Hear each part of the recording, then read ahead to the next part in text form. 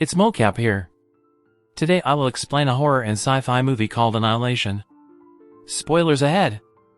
Be careful and take care.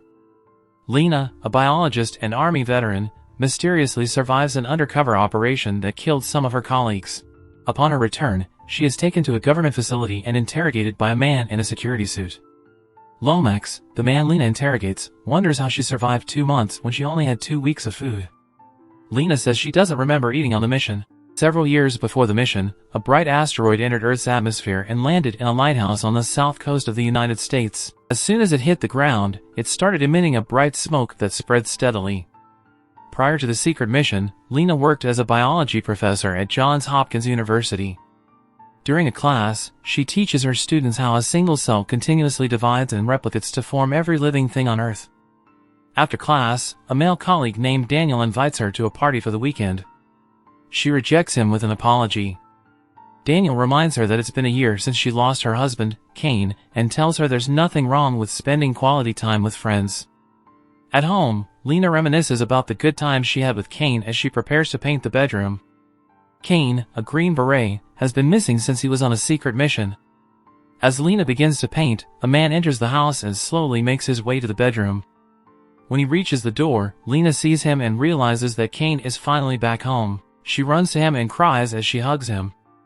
Later, Lena starts asking Kane about her latest mission, but he says he's not sure where she was. Lena keeps pressing for answers, but he keeps saying she doesn't know. Before Lena can ask him any more questions, he tells her she's starting to feel sick. Kane is loaded into an ambulance, but government agents intercept them on their way to the hospital. Lena struggles as officers drag her away, then stun her as others pull Kane from the ambulance. When Lena wakes up, she finds herself in a government facility known as Area X. A psychologist named Dr. Ventress comes into her room and asks her what she knows about Kane's mission. Ventress, who works for an organization called Southern Reach, informs him that Kane is also at the facility, but is seriously ill. Lena suspects the illness could be caused by radiation or a virus and offers to help Ventress figure out what's wrong with her husband. Ventress shows Lena the mysterious glowing area they call the Shimmer and explains that none of the people who ventured into the area have returned. So far, the Shimmer has only afflicted sparsely populated swamps, but Doctor fears it will spread further, eventually engulfing entire cities and even states. Kane is the only one who made it out of the Shimmer, but he slowly dies of multiple organ failure. Ventress hints to Lena that she may not be allowed to go home due to what she knows about their covert operations. Lena tells the psychologist that she wants to be with her husband. Later that night, a team of scientists show up to Lena, informing her that in a few days, they're all going to the Shimmer with Ventress.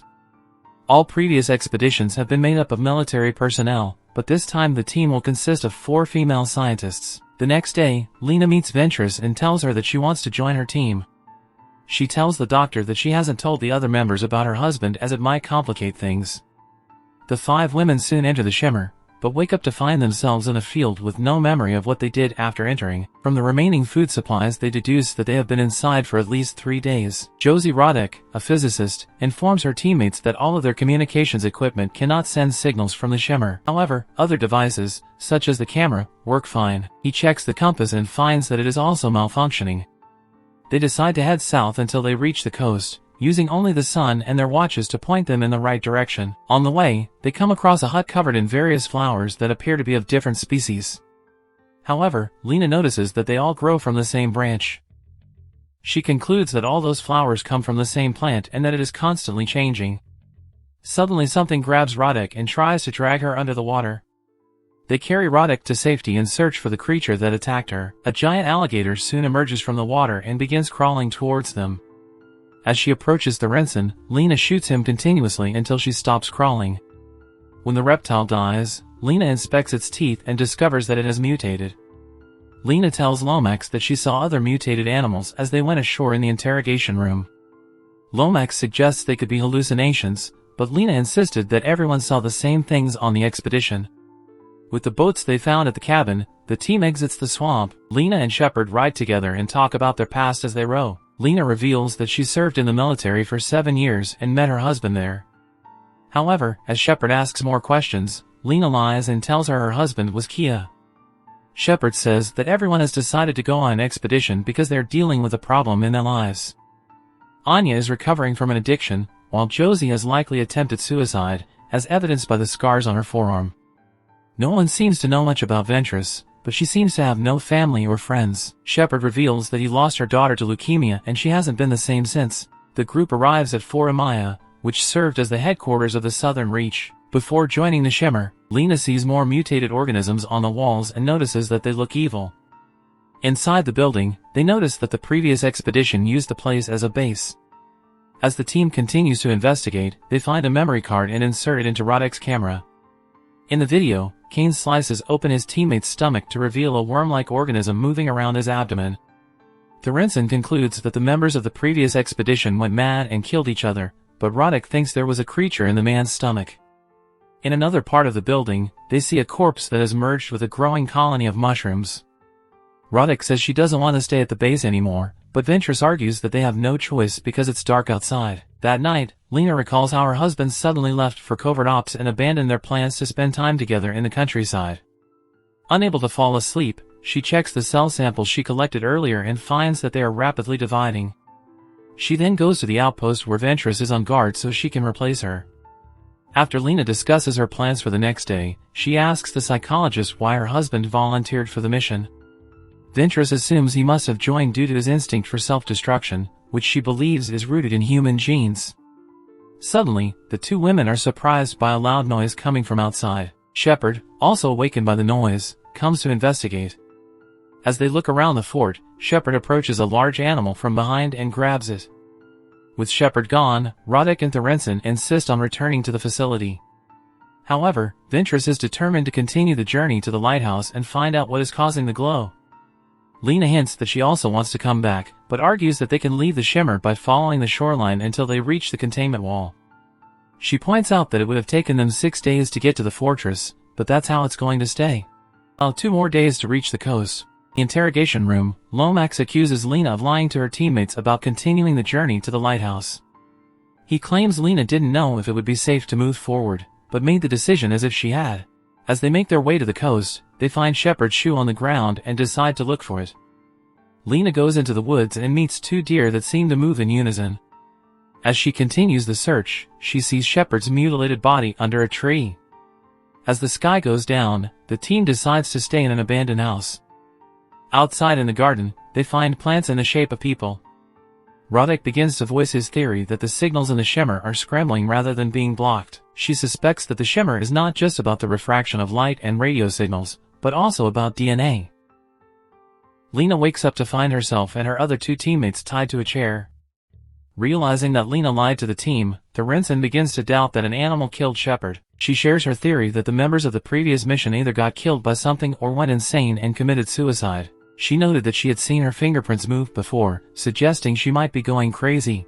As she threatens to cut Lena with a knife, they hear Shepard's voice outside the house. Thorensen runs outside as she repeatedly hears Shepard screaming for help. The next thing the team hears is a roaring bear.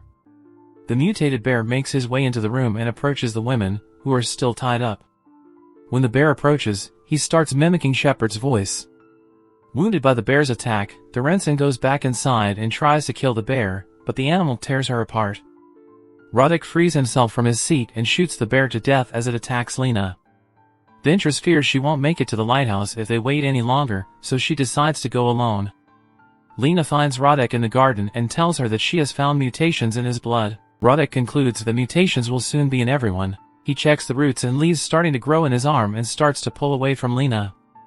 Lena tries to run after her, but Roddick disappears when he reaches the garden of human-shaped plants. Now Lena finally reaches the coast on her own and sees countless crystal trees growing out of the lighthouse. Inside the building, she sees a charred skeleton sitting in front of a camera. As she plays the video, she sees Kane sit down and tell a person behind the camera that he is beginning to doubt his own identity. Afraid of losing his mind, Kane prepares to detonate a phosphorus grenade. Kane challenges the mysterious person to find Lena, then removes the needle from the explosive. As it burns, a man behind the camera approaches Kane. When the man turns around, Lena sees that he looks exactly like her husband. Lena begins to hear voices coming from a hole in the ground. She follows the voice and sees Ventress, who appears to mutate. The psychologist says the mutation is already inside her and will continue to expand until she swallows everything. She warns their bodies will be broken into small pieces until they are all destroyed. Ventress then raises his head and light pours out of his mouth until his body completely disintegrates. Lena watches as the light from Ventress transforms into different shapes. Moments later, the unknown lifeform absorbs blood from a cut on Lena's face and begins to transform into a humanoid.